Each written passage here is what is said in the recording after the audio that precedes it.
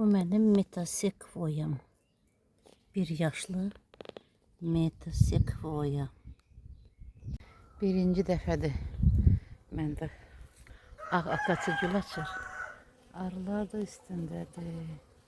Arılar. 2-3 gündür ki gül açıb. İndi məndə ağ akasiya çiçeği açan bircə budur. Glidiki də var. O da hələ açmayıb. Yağını don vurub, 3 budağısı qalıb. Tak işte biraz da böyüsə. Hə, xoşdur sənə. Akasiya balı yiyəcəyik. Düzdür, azdır. Bundan bizə nə çatacaq? Heç nə olmaz. Ağcaqayın gül açıb məndə. Arılar üstündə vız vız vızıldayırlar. 2-3 gündür belədir. Prosta çəkə bilmirəm, çox hündürdədir çiçəklər. Amma arıları görürəm.